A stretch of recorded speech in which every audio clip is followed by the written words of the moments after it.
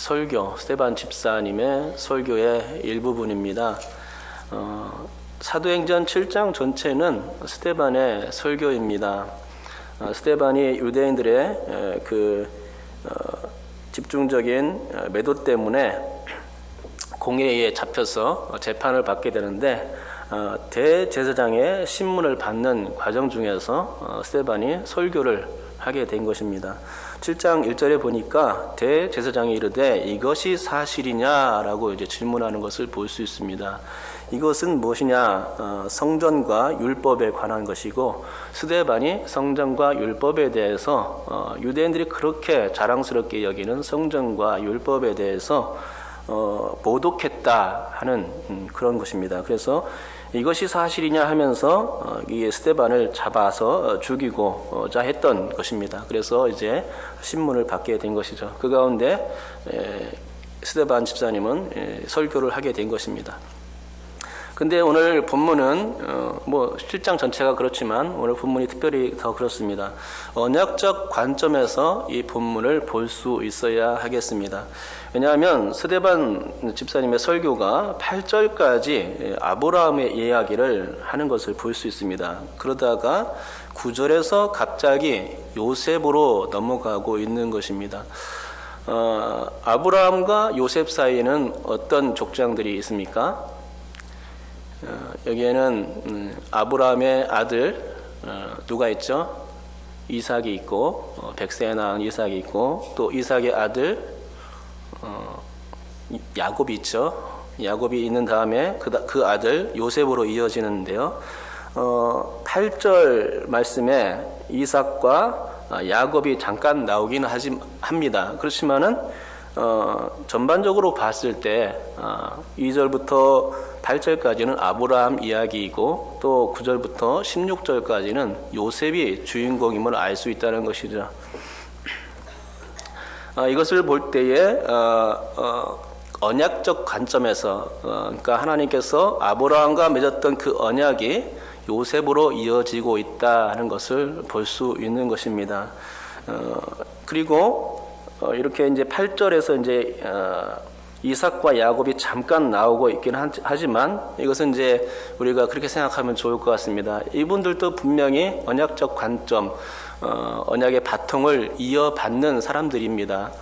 그렇기 때문에 이분들에 대해서도 분명히 살펴봐야 되겠지만은 우리가 이것을 빠른 동영상 녹화된 프로그램을 빨리 돌리면은 지지직 하면서 빨리 돌아가죠. 그것과 같이 생각하면 좋을 것 같습니다. 특별히 포인트 벽지에 비유하면 좋을 것 같습니다. 모든 벽을 다 포인트 벽지로 도배하면 어떻게 됩니까? 포인트 벽지가 두 줄로 치지 않지 않습니까? 그것처럼 이상 이야기, 그 야곱 이야기는 잠깐 뒤로 하고 중요한 사람들만 먼저 얘기를 했던 것이죠. 그리고 스데반 집사님이 많은 설교를 하고 그럴 여력이 그 시간이 없었기 때문에 중요한 포인트만 잡아서 얘기를 했던 것이죠. 그러니까 야곱과 이삭과 야곱 이야기는 빠른 동영상으로 빨리 돌려버린 것입니다. 그래서 그분들 얘기는 없고 아브라함과 요셉 이야기만 여기에 나타나고 있는 것입니다. 이제 언약에 관해서 이야기하기 때문에 아무래도 아브라함부터 시작하는 것이 좋을 것 같습니다. 아브라함을 하나님께서 이제 부르셨습니다. 그때 그 부르심은 하나님의 전적인 선택이었고 하나님의 그 전적인 부르심이었습니다. 세상에 많은 사람들이 있었지만 특별히 한 사람을 지목해 부르셨던 것입니다. 그 사람이 바로 누군가 할 때에 아브라함 한 사람이었던 것을 보게 됩니다.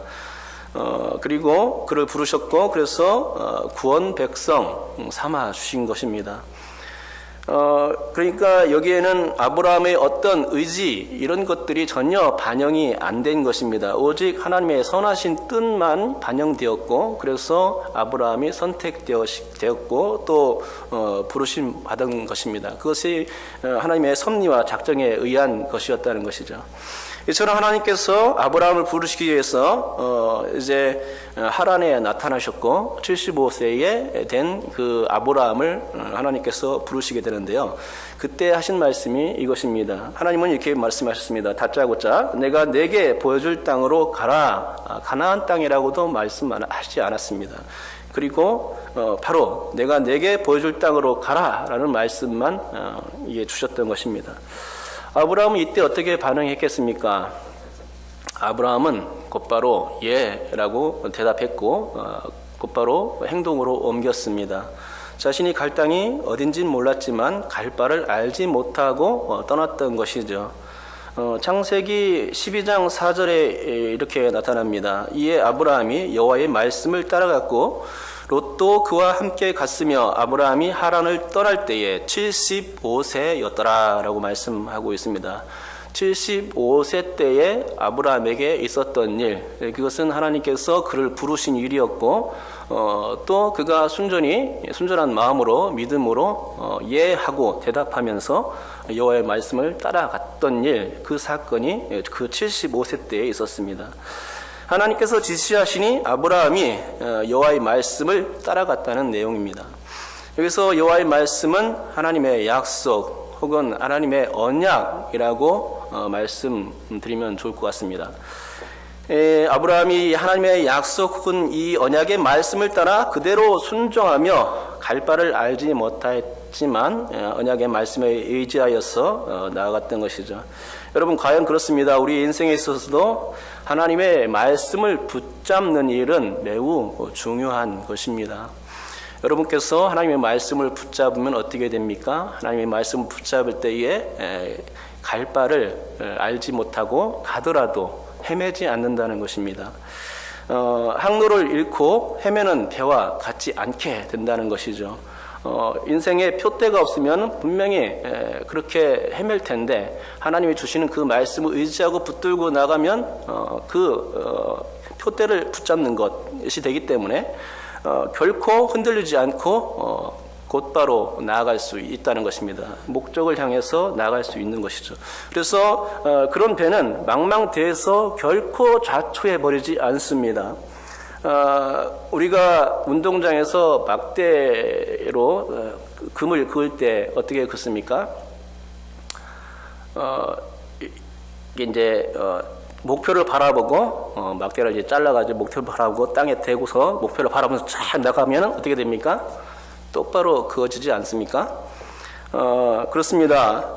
이 막대로 줄긋기를 할 때에 목표점을 바라보고 나아가면 그 선은 똑바르게 되어집니다. 하지만은 목표가 없이 막 이제 긋는다면 어떻게 되겠습니까? 그것이 비틀비틀해지고 또 그래서 나중에 이제 금을 다 그리고 나서 보면은 그것이 형편없이 되어진다는 것이죠. 그러나 표대가 있을 때, 목표가 있을 때 그 목표를 바라보면서 나아가게 된다면 그것은 곧은 그 줄긋기가 되는 것이죠. 말씀을 붙드는 것은 바로 그런 것입니다. 하나님을 말씀을 붙들고 나갈 때에 똑바를 수 있다는 것이죠. 우리의 인생이 똑바르게 금긋게 줄이 그어진다는 것입니다. 우리의 인생에 절대로 하나님의 말씀을 붙들고 나가면 좌초될 일이 없다는 것입니다. 여러분께서 그것을 믿으시기 바랍니다. 하나님의 말씀을 붙들 때에 반드시 우리에게 목표가 있는 그 삶 가운데서 우리의 인생이 승리로 이끌어진 줄 믿습니다. 우리는 비록 나아갈 바를 알지 못하고서 살아가는 불쌍한 인생일지라도 아브라함 같이만 살면 똑바를 수 있다는 것이죠. 하나님은 우리의 인생이 복된 하나님을 붙들고 하나님의 우리를 향하신 인생 계획을 붙들고 그것을 생각하며 그 믿음을 가지고 나아갈 때에 하나님의 말씀을 붙들고 나간다면 틀림없이 우리의 인생은 복된 인생이 되어진 줄 믿습니다. 여호와의 말씀대로 따라갈 때에 소망의 목표에 다다를 수가 있다는 것이죠. 여호와의 말씀에 의지하여서 그물을 내릴 때에 어떻게 됩니까? 만선을 거둘 수가 있습니다. 여호와의 말씀의 등불을 켜고 갈 때에 어떻게 됩니까? 헤매지 않고 대낮 같은 길을 걸어갈 수 있게 됩니다. 여호와의 말씀을 의지할 때에 가장 든든한 것입니다. 왜냐하면 여호와의 약속의 말씀은 변함도 없고 또 반드시 이루어지는 언약의 말씀이기 때문입니다. 그러므로 여러분께서 이 아브라함과 같이 약속의 말씀을 붙들고 승리할 수 있기를 주님의 이름으로 축복합니다. 지금까지 저는 하나님의 구원 역사의 흐름에서 선택과 부르심이 중요하다고 말씀드렸습니다. 또한 거기에 걸맞는 인간편의 응답이 중요하다고 지적했습니다. 곧 하나님께서 부르실 때에 노맨이 아니라 정말로 아멘, 진정한 마음으로 아멘으로 응답하고 순응할 때에 하나님의 말씀을 따라 걸어 나갈 때에 바로 거기에 복받는 비결이 숨어 있다는 것이죠. 그런데 제가 설명드리려는 것은 이 구원 역사의 드라마, 구원 역사의 흐름이 아브라함에서 이삭과 야곱, 요셉까지 계속 바통이 이어졌다는 것입니다. 하지만 이 중에서 아브라함 다음에 요셉이 중요합니다. 이삭과 야곱은 빨리 테이프를 돌려야 됩니다. 그래야 중요한 포인트를 알 수가 있는 것이죠. 이게 스데반이 설교하고자 하는 바로 그 포인트입니다. 아까 포인트 도배지를 얘기했듯이 그것과 마찬가지죠. 포인트 벽지를 다 바르게 되면 사방 벽에 다 바르게 되면 포인트가 되지 않는 것이죠.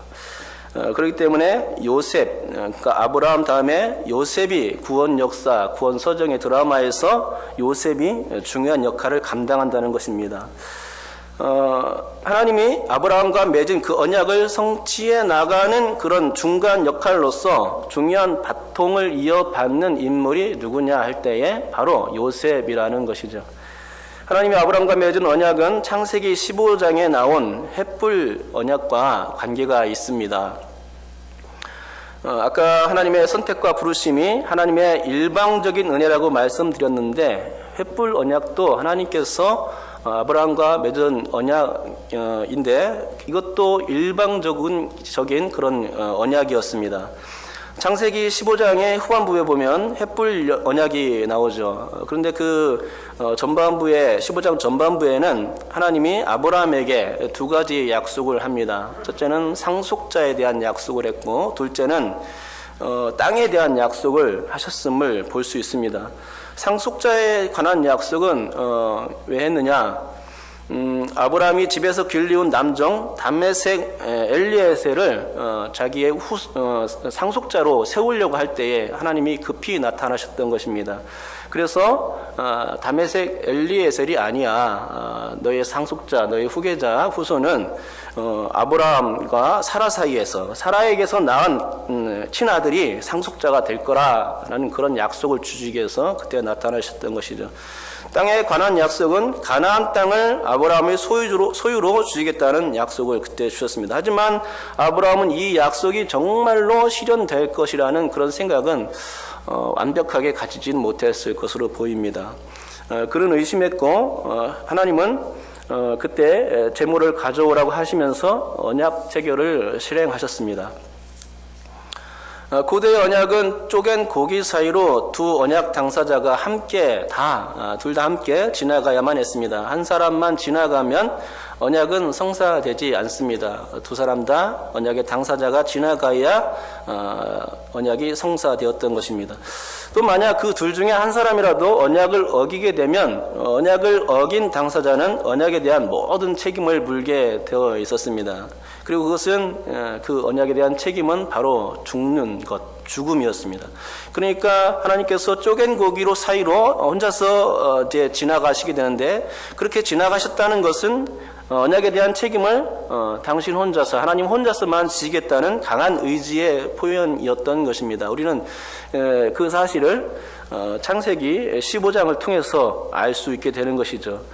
곧 햇불 언약을 통해서 알게 되는 것입니다. 하나님 당신께서 모든 책임을 지겠다 하는 그 언약을 햇불 언약을 통해서 보여주신 것입니다. 이렇듯 하나님은 당신 혼자서 언약을 체결하셨을 뿐만 아니라 또 그렇게 체결하신 언약의 내용을 성실히 이행할 것을 아브라함의 눈을 통해서 똑똑히 보게 하셨던 것입니다. 하나님께서 쪼개 고기 사이로 지나가는 그 햇불에 대어서 지나가는 그 모습을 똑똑히 보게 하신 것입니다. 이걸 볼 때 우리가 믿는 하나님이 얼마나 신실하고 좋은 하나님인지를 알 수 있게 됩니다. 하나님의 말씀은 믿지 못할 말씀이 하나도 없다는 사실을 우리가 깨달을 수 있는 부분이라고 생각합니다. 하나님이 친히 당신의 목숨을 내걸고서 사신 저 횃불 언약은 언약의 하나님이 참으로 신실한 하나님이심을 알 수 있는 부분이라는 것이죠. 그것을 단적으로 보여주는 시청각 교육이었던 것입니다. 그런데 이 횃불 언약에 빼놓지 말아야 할 것이 있습니다. 그것은 이스라엘 백성들이 애굽에 내려가 400년 동안 객이 되었다가 그 4대 만에 큰 재물을 이끌고 가나안 땅으로 돌아올 것이라는 말씀입니다. 이 말씀을 횃불 언약에서 아브라함에게 해주셨습니다. 이 400년에 관한 내용이 바로 오늘 본문 내용입니다. 곧 이 400년 동안에 요셉의 공로가 매우 컸는데 요셉은 하나님의 백성들을 생명으로 이끄는 구원자 역할을 해냈음을 스데반이 설교했던 것입니다. 물론 애굽 백성들을 이끌어내는 것은 모세가 했지만 애굽에 정착할 수 있도록 그 기근과 그런 어려움 중에서 기근의 어려움 가운데서 생명을 구해준 그 인물이 바로 요셉이라는 것이죠. 그러면 애굽에 있었던 400년, 정확히 말하면 430년 동안에 하나님의 언약은 어떻게 이루어졌을까요? 우리는 애굽 430년과 그 전후의 일들을 확실히 하나님께서 도우셨다 하는 것을, 언약을 이루어 주시기 위해서 이스라엘 백성들과 함께 하셨다는 것을 볼 수 있게 됩니다. 여러분은 창세기 45장 5절에서 애굽에 식량을 사러 왔던 형님들에게 요셉이 했던 말을 기억하실 것입니다. 그것은 다음과 같습니다. 당신들이 나를 이곳에 팔았다고 해서 근심하지 마소서, 한탄하지 마소서. 하나님이 생명을 구원하시려고 나를 당신들보다 먼저 보내셨나이다. 이 말이었죠. 당시 팔레스타인 그 전역에서는 한창 기근이 시작되고 있었습니다. 그래서 먹을 식량이 부족했고 굶어 죽는 사람이 아주 태반이었습니다. 하지만 애굽만은 사정이 매우 달랐습니다. 애굽은 매우 풍요로웠던 것이죠. 애굽의 바로는 자신의 꿈을 해석한 요셉을 총리 자리에 세웠는데 요셉은 그때 지혜를 발휘했습니다. 요셉의 총리가 되자마자 흉년 대책을 세우기 위해서 풍년 7년 동안에 그 소출을 거두어서 모든 그 곡물들을 창고에 저장해 놓았던 것입니다. 총리가 된 요셉은 그렇게 비축된 곡식으로 아버지인 야곱과 형제들의 생명을 구할 수 있게 되었던 것이죠. 요셉은 이것이 자신이 잘나서가 아니라 하나님의 구원 계획이 있었기에 가능했음을 형님들이 왔을 때 고백했던 것입니다. 하나님은 절대로 당신과 언약을 맺는 백성들을 굶게 하시는 분이 아니심을 발견할 수 있는 것입니다. 하나님은 당신의 말씀을 따라 사는 언약 백성들을 절대로 고아와 같이 내버려 두시는 분이 아니심을 발견할 수가 있는 것이죠. 하나님은 요셉을 세워서 당신께서 얼마나 신실하게 언약을 이루시는 분이심을 계속해서 보여주셨던 것입니다. 그래서 야곱의 가족 70명은 기근 가운데서도 죽지 않고 생명을 계속해서 지켜나갈 수 있었고 이게 다 언약에 신실하신 하나님 때문이었음을 알게 되는 것입니다. 뿐만 아니라 하나님은 정확히 430년 후에 출애굽할 수 있도록 도우셨습니다. 이스라엘은 애굽에 오랫동안 있었지만 결코 그 땅에 터를 박게 하시지 않았습니다. 하나님이 다시금 약속의 땅인 가나안으로 향하도록 은혜를 주셨던 것입니다. 그러니까 애굽 430년을 전후로 하여서 우리가 볼 수 있는 것은 하나님이 당신의 언약을 성실하게 이행하는 분이심을, 횃불 언약을 성실하게 이행하는 분이심을 볼 수 있는 것이죠. 그 언약은 구체적으로 땅과 후손에 관한 약속이었는데 하나님이 이 두 가지 약속을 다 철저히 이행해 주셨음을 출애굽할 때에 보여주셨습니다.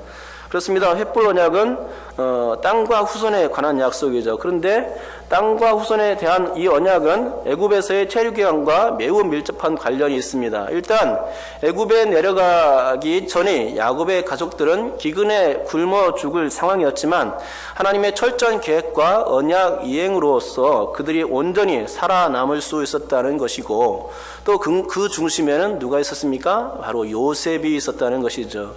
언약의 바통을 이어받은 바로 그 요셉이 있었기에 이스라엘이 하나님의 언약을 계속해서 이어받을 수 있게 된 것입니다.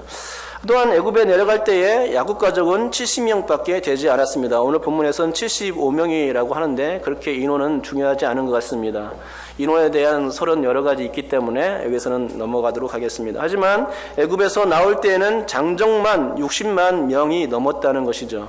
어린아이와 여자 그리고 노인들을 포함하면 좋게 200만 명은 넘었을 것이라고 추정합니다.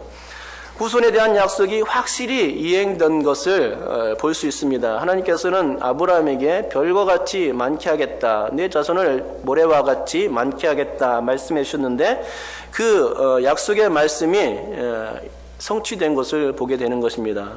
60만이란 대군 그리고 200만 명이라는 그 이스라엘 족속 중대한 무리로 번성케 하신 것을 볼 수 있다는 것이죠. 이것은 하나님의 신실한 속성 때문에 가능한 일이었음을 우리는 알 수 있는 것입니다. 둘째로 땅에 관한 약속도 그대로 지켜주셨습니다. 본문 16절을 우리 같이 한번 읽어보겠습니다. 16절입니다. 읽겠습니다. 시작. 세겜으로 옮겨져 아브라함이 세겜 하몰의 자손에게서 은으로 값주고 산 무덤에 장사되니라. 아멘. 이 말씀을 통해서 우리가 유추할 수 있죠. 16절에 아브라함이라고 언급된 것은 분명히 언약의 하나님을 부각하기 위한 장치임을 알 수 있습니다. 왜냐하면 성경 기록에 의하면 아브라함이 세겜 하몰의 자손들에게서 무덤을 산 일이 없기 때문입니다. 오늘 본문 16절은 무덤을 샀다고 그렇게 얘기하고 있는데 그렇지 않습니다. 세겜의 아버지인 하몰의 아들들에게서 100크시타의 값을 지불하고 무덤을 산 것은 아브라함이 아니라 바로 야곱이었습니다. 야곱이 아브라함의 이름으로 계약을 했을 가능성이 있을까요? 야곱이 아브라함의 이름으로 계약을 했을 가능성은 거의 희박해 보입니다. 그리고 아브라함이 샀던 땅은 헤브론 땅에 있는 막벨라 굴입니다. 막벨라 굴, 헤브론 땅의 막벨라 굴과 세겜에 있는 하몰의 그 땅은 상당히 멉니다. 제가 볼 때 제 생각으로는 걸어서 일주일은 가야 되는 그런 거리가 있죠. 그러기에 스데반이 설교를 하면서 뭔가 착각하고 있는 것이라 생각할 수 있게 됩니다. 하지만 이 설교를 듣고 있던 유대인들이 반박하지 않은 것을 보면 그것을 꼭 착각이라고 말할 수도 없는 것 같습니다. 그렇다면 이것이 어떻게 된 것입니까? 아브라함이 샀다고 말하는데 그것이 어떻게 된 것일까요? 결론은 스데반이 아브라함의 언약을 상기시키기 위해서 일부러 그 아브라함이 샀다고 말하는 그런 문학적 장치라고 볼 수밖에 없는 것이죠. 그렇게 해야 아브라함에게 주셨던 언약의 관점이 요새까지 내려오고 있고 또 출애굽 이후에 모세와 이스라엘 백성들에게까지 소급되는 것임을 금방 알 수 있게 되는 것입니다. 아브라함을 통해서 아브라함의 이름을 거기다 집어넣음으로써 야곱 대신 아브라함의 이름을 집어넣음으로써 언약이라는 관점을 계속해서 상기하게끔 이렇게 이제 장치를 해놓은 것이죠. 언약에 신실하신 하나님이 햇불 언약에서 땅에 대해서 말씀하셨는데 결국 이스라엘 백성들이 애굽에서 잠깐 체류하기는 했지만 결국 하나님께서는 아브라함에게 주신 저 가나안 땅으로 다시 복귀할 수 있게 하셨음을 오늘 본문이 설명해 주고 있는 것입니다. 시간적으로 볼 때에 가나안에서 애굽으로 또 애굽에서 가나안으로 이어지는 이 언약 이행의 고리는 언약에 신실하신 하나님을 다시금 엿보게 해주는 실제입니다. 더욱이 애굽에서 가나안으로 복귀할 때는 가나안 점령으로 이어졌다는 것입니다. 또 점령 이후에는 그 땅을 분할하여 각 지파별로 기업을 나누어 가졌다는 것입니다. 그러니 아브라함에게 하셨던 이 땅과 후손에 대한 이 언약이 출애굽 이후에 성취되었음을, 이 두 가지 다 성취되었음을 알게 되는 것입니다. 하나님은 이 땅과 후손에 대한 그 언약을, 이 하나님의 그 횃불 언약을 철저히 이행하셨던 것입니다. 그런데 우리가 여기서 주목할 점은 이렇듯 하나님께서 언약을 철저하게 이행하시는 과정에서 언약의 바통을 요셉이 이어받게 하셨다는 점입니다. 곧 요셉이 있었기에 하나님의 언약이 잘 이루어지게 되는 가교 역할이 되었음을 보게 되는 것입니다. 이것을 볼 때에 우리가 말씀을 붙들어야 할 이유가 분명히 있는 것입니다. 하나님의 말씀을 붙들고 하나님의 언약의 바통이 이어질 수 있게끔 하는 것이 바로 우리 자신들이어야 한다는 점이죠. 여러분께서 그렇게 될 수 있기를 주님의 이름으로 축복합니다. 그러니까 요셉은 기근으로 죽을 수밖에 없는 가족을 살려낸 구원자였습니다. 하나님이 요셉을 통해서 가족들의 생명을 구하게 하신 것입니다. 언약에 신실하신 하나님께서 요셉을 선택하셨고 그에게 생명을 살리는 사명을 주셨는데 그가 그 일을 완수했던 것입니다. 본문 14절이 그 내용입니다. 우리 함께 읽도록 하겠습니다. 14절 읽겠습니다. 시작. 요셉이 사람을 보내어 그의 아버지 야곱과 온 친족 75사람을 청하였더니, 아멘.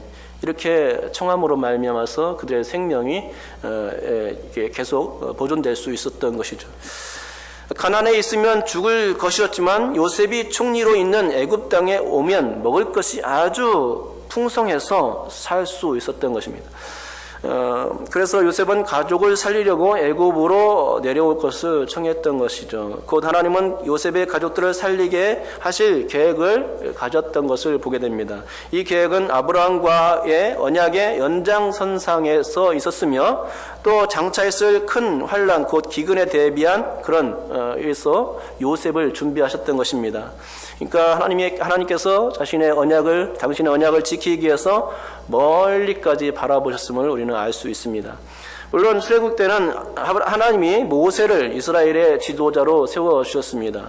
또 가나안을 정복할 때는 누가 있었습니까? 여호수아가 지도자였습니다.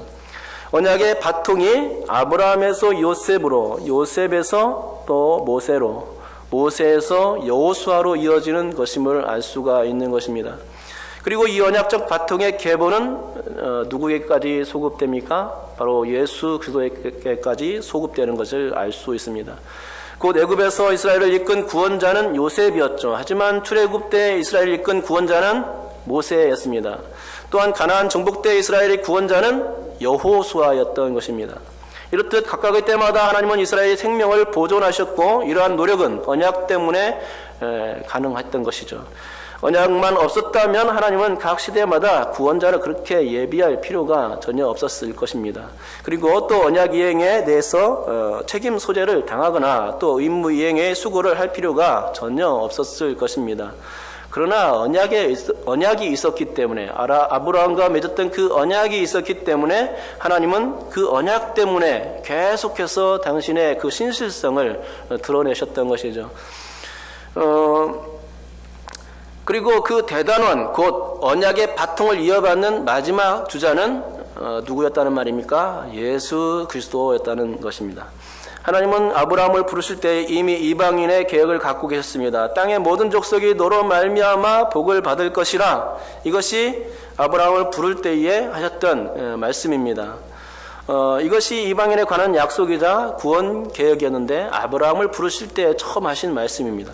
하나님은 이 이스라엘 민족뿐만 아니라 열방을 향한 구원 계획을 처음부터 가지셨고 그 말씀을 아브라함에게 주셨던 것입니다. 언약을 상기하게끔 하는 그 사람 아브라함에게 그 말씀을 주셨던 것을 보게 됩니다.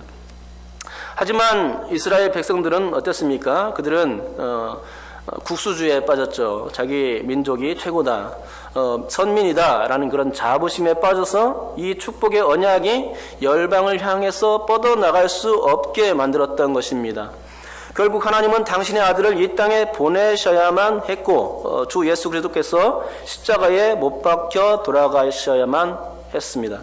그리고 예수님의 부활 이후에 비로소 하나님의 언약은 복음이 되어서 열방을 향하여서 뻗어나갈 수 있었던 것입니다. 이것이 언약의 궁극적인 목적입니다.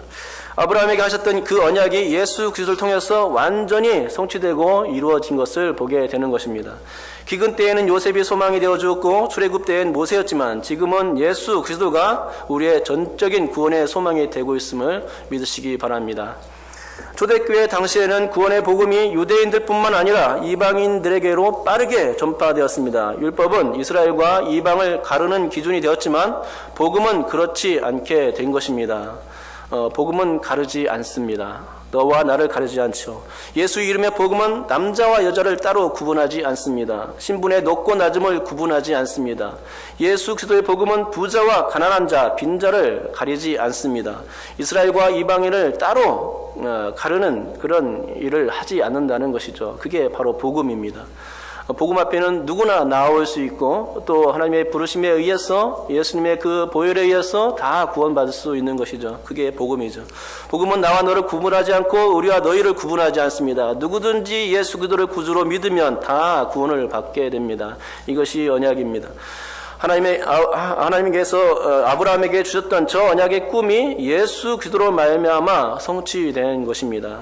우리는 예수 안에서 아브라함과 고레적 언약을 현재에 누리고 있는 것이죠. 이 일이 모두 구원자 예수 그리스도로 말미암아 가능해진 것입니다.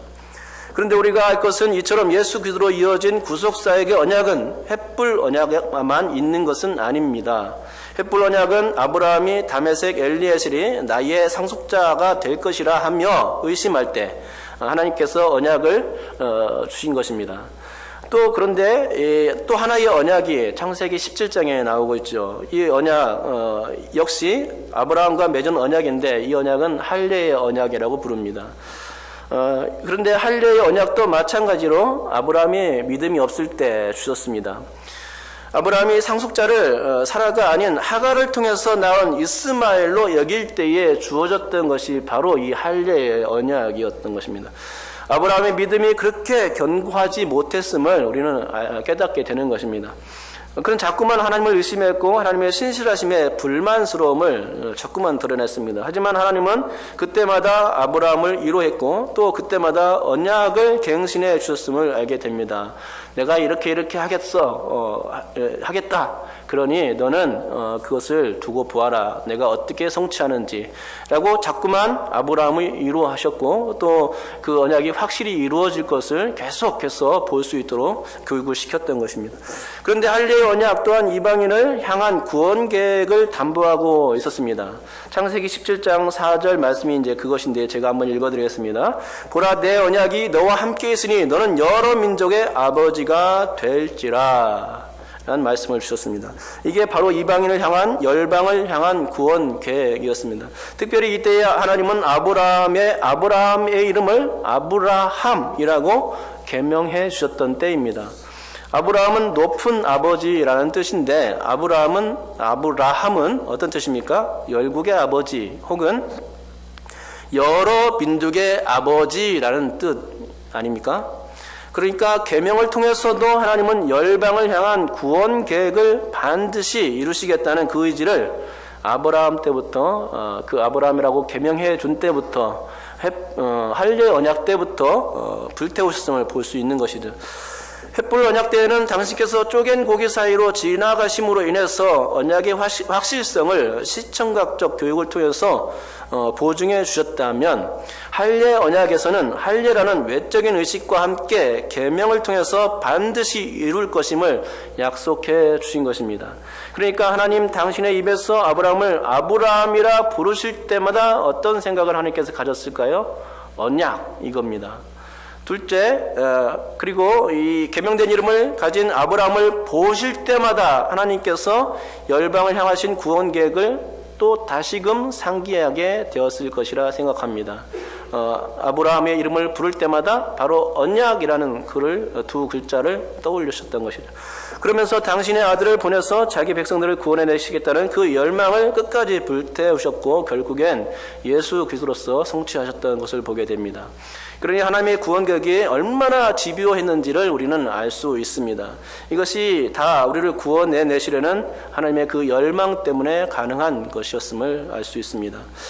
그런데 우리가 여기서 한 가지 더 짚고 넘어가야 할 게 있습니다. 그것은 지금 예수 그리스도로 이어지는 이 언약의 바통 설교가 대제사장의 질문에 대한 답으로 설교되어지고 있다는 점입니다. 그 대제사장의 질문은 7장 1절에서 볼 수 있듯이 이것이 사실이냐라는 질문으로부터 시작되었다는 점입니다. 대제사장이 질문한 이것은 아까 얘기했듯이 율법과 성전입니다. 즉 내가 율법을 거슬러 말하고 성전을 모독했다는데 정말로 이것이 사실이냐? 그러면 내가 벌받을 것이다 라는 내용이었죠. 라고 대제사장이 스데반을 신란했던 것이죠. 이 질문에 스데반은 당연히 그렇지 않음을 증명해야 했고 그러기 위해서는 장황한 설명이 좀 필요했습니다. 만약 단답 형식으로 예 아니요 라고 대답했다면 아마도 그 자리에서 당장 죽었을 것입니다. 예에 대해서는 죄를 인정하는 꼴이 되는 것이고 또 아니요에 대해서는 위증의 죄를 물었을 것이 뻔했던 것입니다. 그렇기 때문에 피해갈 길이 없는 것이죠. 그렇기 때문에 예 아니요가 아니라 아브라함의 언약부터 시작해서 설교를 했던 것입니다. 그래서 장황한 설교가 필요했고 율법이나 성전과 상관없는 아브라함의 이야기부터 꺼낼 수밖에 없었던 것이죠. 모세 이야기부터 꺼내면은 돌이 날라왔을 수도 있을 것 같습니다. 그렇습니다. 아브라함 때는 성전이 없었고 율법도 없었습니다. 그렇지만 하나님의 언약이 있었고 그 언약은 스데반이 대제사장의 질문을 받는 그 순간까지도 너무나도 중요한 하나님의 약속이었습니다. 그리고 아브라함 때에 주신 하나님의 언약은 지금까지도 매우 유효한 것입니다. 그렇다면 대제사장이 그렇게 강조하고 있는 율법과 성전은 어떻게 되었습니까? 율법은 예수께서 오심으로 주님이 다 완성하셨던 것이고 그래서 구약의 율법은 실효성이 없는 게 많다는 점입니다. 또한 성전은 하나님과 어린 양 예수 그리스도가 성전이 되시고 또 예수 그리스도를 믿는 성도들이 성전이지 유대인들이 애지중지했던 건물 덩어리가 성전이 아닌 것도 이미 드러났다는 것이죠. 더군다나 예루살렘 성전은 주 70년에 로마에 의해서 파괴되어서 서쪽 벽만 간신히 남아있는 상태 아닙니까? 그러면 이제 무엇이 중요한지를 아셨을 것입니다. 율법도 아니고 성전도 아닌 것입니다. 우리가 알고 붙들어야 하는 것은 오직 언약입니다. 아브라함은 이 말씀을 붙들고 따라갔던 것 아닙니까? 하나님의 말씀만 굳게 믿고 나아갔던 것입니다. 그는 갈 바를 알지 못하고 떠났지만 언약을 따라갔기에 결국에는 우리가 그를 믿음의 조상이라고 부르게 된 것입니다. 그는 중간중간 의심하는 사람이었지만 하나님은 신실하셨고 언약의 바통을 예수 그리스도까지 이어지게 하셨던 것을 보게 됩니다. 그러기에 우리는 언약을 이루시는 하나님과 그분의 말씀을 따라가야 합니다. 때로는 우리가 나아갈 바를 알지 못하고 또 의심도 생길 때가 있습니다. 하나님 말씀이 과연 그럴까? 나에게 은혜를 주시는 말씀일까? 나를 구원해 주시고 지금도 나를 통해서 역사하실까? 등등의 여러 가지 의심이 생길 수 있겠지만 여전히 우리는 그 말씀을 하나님의 말씀을 붙들어야 되고 예수 그리스도를 신실한 우리에게 약속을 언약을 성실히 이행하시며 우리를 붙드시고 구원해 주시는 그 예수님을 끝까지 붙들어야 합니다. 그리하면 우리는 예수 그리스도의 구원의 역사를 날마다 경험하게 될 줄 믿습니다. 우리가 머릿속에서 기억하고 있든 기억하지 못하고 있든 우리가 인식하든 인식하지 못하고 있든 그것은 상관없이 하나님께서는 우리 가운데 여전히 말씀으로 우리를 인도해 주시고 또 언약을 계속해서 성취해 나간다는 것이죠. 오늘 우리는 바로 그 사실을 깨달아야 될 것 같습니다. 우리가 인식하지 못한다고 해서 하나님의 말씀이 없는 것이냐, 하나님의 언약이 성취되어 가고 있지 않은 것이냐라고 말할 때 절대로 그렇지 않다는 것입니다. 하나님은 그 당신의 열정으로 계속해서 우리 가운데 역사하시고 말씀으로 우리를 이끌어 주시는 것입니다. 언약의 바통의 후계자가 되라. 내가 하나님의 말씀을 받은 자로서 하나님의 사역을 감당하는 사람이 되어라. 하나님의 말씀을 실천한 자가 되라. 하나님의 말씀을 걷는 자가 되라. 라고 계속해서 우리에게 요구하시고 계시는 것입니다. 우리는 그 말씀을 붙들어야 되는 줄 믿습니다. 여러분께서 하나님의 말씀, 하나님의 언약을 붙듦으로 말미암아서 하나님께서 축복하시고 승리로 이끌어 주시는 복된 사람이 되는 언약의 바통을 이어받는 사람이 될 수 있기를 주님의 이름으로 축복합니다. 기도하겠습니다. 하나님 아버지 감사합니다. 하나님 아버지 우리는 무지몽매하고 정말로 우둔하여서 정말로 무지해서 하나님 아버지 하나님의 말씀을 잊어버리고 상기하지 못할 때가 얼마나 많은지 모르겠습니다. 하나님 아버지 주님이 나를 사랑하시는가 의심이 들 때도 많고 하나님 아버지 그래서 넘어질 때도 많습니다.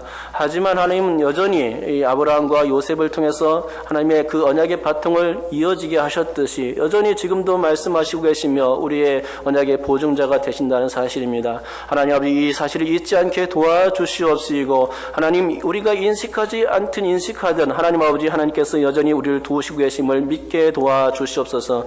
그래서 하나님의 말씀을 붙드는 자로서 굳건히 설 수 있게 도와주시옵시고 이 땅에서 흔들리지 않게 도와주시옵소서. 하나님의 말씀을 살았고 운동력이 있습니다. 우리를 소망으로 이끌어 줄 줄 믿습니다. 하나님의 말씀을 붙들고 승리하는 우리가 되게 도와주시옵소서. 감사드리며 예수님의 이름으로 기도드립니다. 아멘.